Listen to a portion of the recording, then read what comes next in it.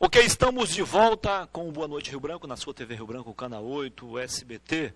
Tenho o prazer de conversar agora com Anderson Mariano, diretor técnico do DEPASA. Seja bem-vindo, diretor. Tudo bem, meu Tudo amigo? bem? Prazer mais uma vez Prazer estar nosso. aqui. Diretor, vocês estiveram no interior, não é uma ação. Antes de falarmos sobre o assunto principal, vamos então ao interior, falarmos sobre os investimentos, sobretudo agora, na semana passada. Isso mesmo. É um prazer, Muniz, estar no seu programa mais uma vez, um programa de grande audiência, de grande alcance, possibilitando levar informação à população e, de certa forma, interagir. Toda vez que eu venho aqui, o feedback, o retorno da população é muito grande. Então, o seu programa também é muito bem assistido. Muito obrigado pelo reconhecimento. Nós estamos fazendo um conjunto de investimentos em saneamento básico no interior. É muito interessante a sua pergunta, porque às vezes parece que concentra só na capital. Rio Branco responde por 55% da população do estado, mas nós temos uma política de investimento em saneamento que é levar mais para quem mais precisa. Os 4 municípios isolados, para você ter uma ideia, e são chamados isolados porque são de mais difícil acesso, Porto Walter, Marechal Thaumaturgo, Jordão e Santa Rosa, têm os piores indicadores de desenvolvimento do estado. Então, nessa política de levar mais para quem mais precisa, nós temos esse programa de investimento que vai levar 100% de saneamento para toda a área urbana desses municípios. Às vezes esse dado fica um pouco solto, mas a afirmação é o seguinte: com a conclusão dessas obras, Jordão, lá nas cabeceiras, vai ter melhores indicadores de saneamento que Rio Branco. Marechal Thaumaturgo, distante de Cruzeiro do Sul, vai ter melhores indicadores que o Rio de Janeiro, por exemplo, indicadores de saneamento. Então, são investimentos nesse conceito de levar mais para quem mais precisa. Junto a isso, nós estamos fazendo um programa também de ampliação do sistema de abastecimento de água em outros municípios do interior. Para você ter ideia, agora em Sena Madureira, semana passada, nós inauguramos a nova estação de tratamento de água, que duplicou a produção de água na cidade. Hoje a gente está com aproximadamente 90 litros por segundo, atendendo toda a demanda da população e com a expansão até de 15 anos. A produção hoje aguentaria uma expansão de até 15 anos. Então, é esse conjunto integrado de investimentos que tenta mudar a realidade de saneamento no estado. E além disso, né, diretor, só para a gente passar o próximo assunto, o telespectador compreender melhor, juntamente com esses investimentos, vem outros benefícios. Por exemplo, questão de saúde, né? As pessoas vão adoecer menos, vão viver mais, vão produzir mais. Por exemplo, já imaginou um proprietário ou uma proprietária de um pequeno restaurante que tem que comprar água? O negócio fica inviável.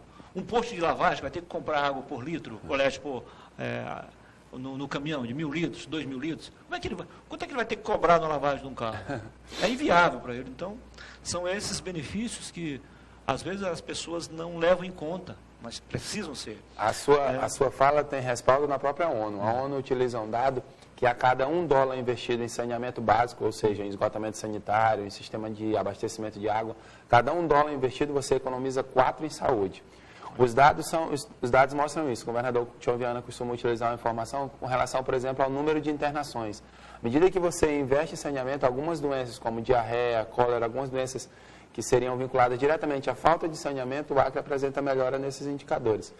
Investir em saneamento é um investimento complexo, que é um investimento que muda a vida, o dia a dia das pessoas. A obra traz muito transtorno no saneamento. É uma obra que é estrutural, causa muitos problemas. Mas mesmo assim a gente entende e acredita que com um bom diálogo com a população, entende os benefícios da obra, entende que aquilo é mais importante. Eu pegaria gancho, Muniz, se você me dá a oportunidade, para falar um pouco sobre o abastecimento de água em Rio Branco. Nós estamos passando agora, há 2 semanas, um período muito difícil no abastecimento. As pessoas estão vinculando um pouco a baixa do nível do rio e não é necessariamente esse o problema. Nós estamos com um problema de manutenção de bombas. Nós temos 2 estações de tratamento para entender e informar a população. Uma estação que capta 1.000 litros por segundo e uma que capta 480 litros por segundo, o ETA 1 e ETA 2. E as bombas que fazem essa sucção, essa captação de água, elas são muito potentes e de uma manutenção muito complexa. Nós temos 3 bombas em operação, por exemplo, na ETA 2 e 2 reservas. Nós tivemos a queima de 2 bombas, nós utilizamos as 2 reservas. No período que estava fazendo a manutenção, que as peças têm que vir de fora, com as 2 bombas reservas, outra bomba queimou. Então, nós diminuímos o abastecimento, a captação de água, em aproximadamente 30%. Isso deu um reflexo em todos os bairros. Eu, por exemplo, moro ali na região da Floresta, também tivemos problema de abastecimento. E acontece uma situação interessante, que é a população acaba entrando num alarme coletivo que não é verdade. No sentido de que vai faltar água, vai racionar. Acaba que quando a água chega, a população acaba reservando mais água. E isso é um efeito em cascata muito complexo. Então, assim, eu queria alertar a população, nós não temos nenhum problema de captação de água no momento, por causa do nível do rio. Nós tivemos essas manutenções que tiveram que ser feitas nas bombas, e a partir que a gente esteja com essa retomada, o abastecimento vai voltar ao normal. Hoje nós temos condições plenas de continuar abastecendo e fornecendo água potável para a cidade com esse nível do rio que está instalado. Só para lembrar, em 2016, que foi a pior situação da seca do rio, nós chegamos a 1,30 m. Hoje nós ainda estamos com 1,60 m. Como é que estava essa medida no mesmo período do ano passado? Hoje nós estamos com 2,30 m, no mesmo período do ano passado estava 2,42 m. Eu vi esse dado antes. Então, assim, é uma seca que vai se consolidar, é um período de estiagem contínuo. Pelas previsões de vocês, isso vai até final de setembro? Final de setembro, ali, meados de outubro, né? Se você, a gente tem 90 dias aí de... A gente tem uma referência que no dia de finado sempre chove, né? Lembra? Então a gente mais ou menos tem à tarde. mais ou menos a gente tem essa orientação. A informação interessante não precisa acumular água desesperadamente no sentido da informação de que vai faltar, não é isso. O governo do estado vai garantir o abastecimento. Nós tivemos esses problemas de manutenção nas bombas. E como a nossa rede é pressurizada, geralmente precisa de 3 a 5 dias para o abastecimento voltar ao normal. Diferente da energia, quando volta, está todo mundo já. Então tem que encher toda a rede para a partir daí a água vir retornando e assim promover o abastecimento. Mas discutir aqui, na região onde eu moro, na Habitats, região central da cidade, na minha casa, por exemplo, desde dezembro a água não chegava a encher as caixas. Pela primeira vez, por incrível que pareça, agora, nesse problema que vocês tiveram há 10 dias, voltou a encher as caixas. Foi o que houve? Será que o pessoal reservou, aí depois muita gente parou de usar e dá mais pressão? Houve mais uma pressão na rede? Nós tivemos um problema na semana, as 2 semanas atrás, que a gente tomou a decisão operacional de colocar um pouco mais de pressão na rede. Então foi isso. Essa decisão é muito complexa, não é só, está chegando água fraca, vocês colocam mais pressão. Quando nós colocamos mais pressão, estoura muito mais outros pontos. Nós convivemos, desperdício aumenta. Nós convivemos ainda com uma rede, com adutoras antigas. Então, quando a gente toma essa decisão, por mais que seja uma decisão técnica pensada de colocar mais pressão na rede, a gente também tem que avaliar o impacto disso que vai ter nessas redes, em termos de vazamento, em termos de problemas na rede em si. Então, foi uma decisão tomada, algumas regiões tiveram uma melhora, mas também o nosso nível de manutenção por vazamento aumentou. Nós estimamos que a partir desse final de semana, na semana que vem, a gente já estará com o abastecimento normalizado. Pedimos entendimento, desculpas à população por esse problema, mas a partir do final da semana que vem, desse final de semana e o início da semana que vem, a gente já espera continuar com o abastecimento de forma contínua. Tá, eu sei que essa pergunta que eu vou fazer a seguir seria mais apropriada ao pessoal do setor financeiro. Mas você é diretor técnico, está no cargo há algum tempo, já tem alguns números, né, na palma da mão. Não faz muito tempo, os números do DEPASA, aliás, do antigo SAERB, eram macabros, ou seja, 50% da produção era desperdiçado, ou pela própria empresa ou pelos consumidores. Bom, do faturamento, 50% não pagava, e os 50% que pagavam a conta, pagavam com atraso. Você já imaginou o cara que vende 100 palmas de banana, 50 somem, e as outras 50 que ele vende não recebe em dia. Em 30 dias ele tem que fechar a banca. E aí? Melhoraram um pouco esses números ou continuam mais ou menos no mesmo percentual? Eu vou lhe dar um dado que reflete um pouco isso e o esforço do governo, do Estado, no sentido de mudar um pouco esse cenário. Em 2014, a nossa arrecadação, efetivamente aquilo que entrava no DEPASA, em 2014, bem aí, era 19 milhões de reais por ano. 19 milhões de reais por ano. Você fala de investimentos? Não, de pagamento de contas, da arrecadação. Arrecadação, desculpa aí. 19 milhões era o que nós arrecadávamos por ano. Em 2015, o primeiro ano nessa série, 2014 para 2015, esse valor foi para 30 milhões. De 19 milhões de arrecadado, foi para 30 milhões. Com uma série de medidas, combate ao desperdício, medidas de renegociação dos débitos, chamar a população. A partir no final de 2017, nós promovemos um chamamento público para a negociação de débitos, avisando que nós utilizaríamos o serviço de proteção ao crédito. Então, uma série de medidas provocou isso. Mesmo com esse cenário de 19 para 30 milhões, uma melhoria sensível de arrecadação, o governo do Estado ainda tem que, todo mês, subsidiar o serviço de água e esgoto no Estado. Para você ter uma ideia, nós custamos, a operação do sistema em todo o Estado hoje custa em torno de 4,5 milhões por mês. 4 milhões. Se você dividir aquele valor de 30 milhões por 12, mais ou menos o governo entra com 2 milhões, 1,5 milhão, entre 1,5 milhão e 2 milhões todo mês para subsidiar o sistema. Senão a conta não fecha. Senão a conta não fecha. Uma garantia de um serviço essencial. É uma coisa muito complexa se a gente pensar assim. Ainda é cultural essa coisa do pagamento da água. Nós temos a meu ver, como economista, por ser uma das tarifas mais baixas do Brasil, normalmente o usuário faz o seguinte, ele espera 10 tarifas para poder negociar, ou então quando ele precisa de alguma certidão do Depasa, uma certidão de positividade, aí que ele faz o pagamento. É uma situação complexa, mas que nos últimos 3 anos que eu estou no Depasa, por uma tendência, eu vejo uma melhora desse entendimento. Eu vejo que alguns indicadores, alguns usuários já estão procurando mais efetivamente a instituição para se regularizar. Normalmente, algumas campanhas, essa campanha de renegociação, algumas campanhas contra o desperdício, nós vivemos nos 3 últimos anos 2 períodos muito interessantes. Em 2015 foi a nossa maior cheia, a nossa maior enchente, não sei se você lembra. Nós tínhamos que garantir o abastecimento porque todos os nossos quadros de comando ficaram debaixo de água. Então, a ideia era desligar as bombas, a prudência era desligar a bomba para a gente ficar sem abastecimento porque tudo estava debaixo de água. Em 2016, nós tivemos a pior seca histórica. O nível do rio chegou a 1,30 m.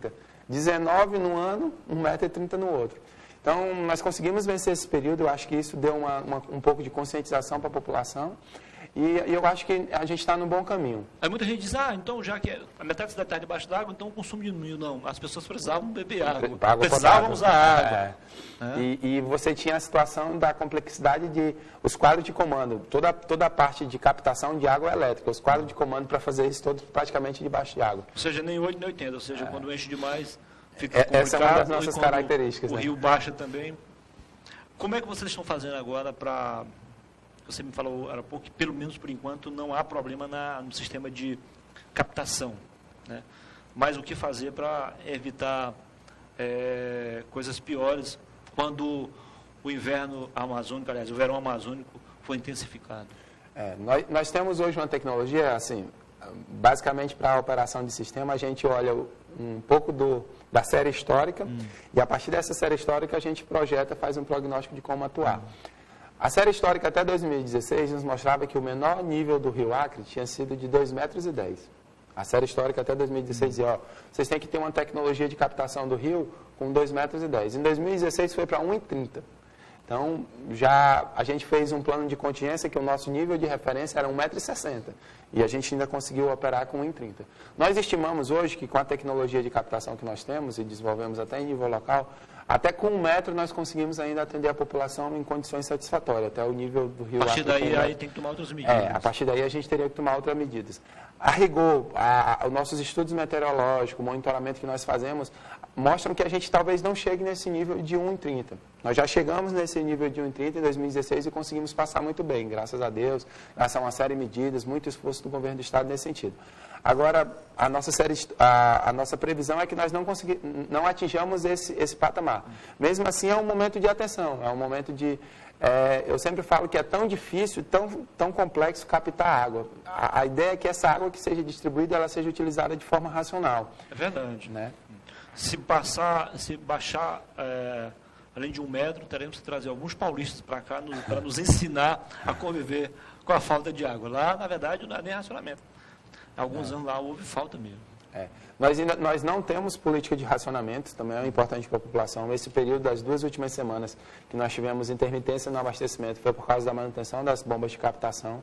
Nós, de forma para assegurar a população, nós temos hoje tecnologia suficiente para captar com o nível do rio até abaixo de 1,30 m.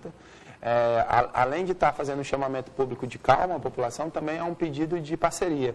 Vamos ter cuidado para não desperdiçar água, vamos atuar com o governo do Estado nesse período tão difícil. O problema maior, do ponto de vista proporcional, é na capital ou no interior?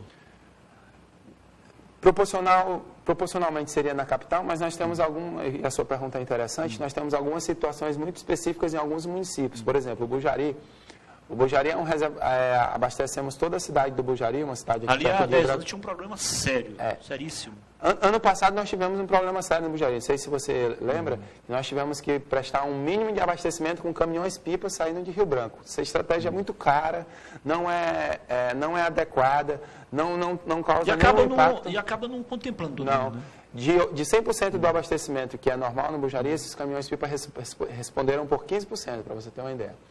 Então, qual é a lógica no Bujari? O Bujari é abastecido por um açude. Esse açude acumula água no período do inverno e para ser utilizado no período do verão. Tem um manancial que abastece esse açude.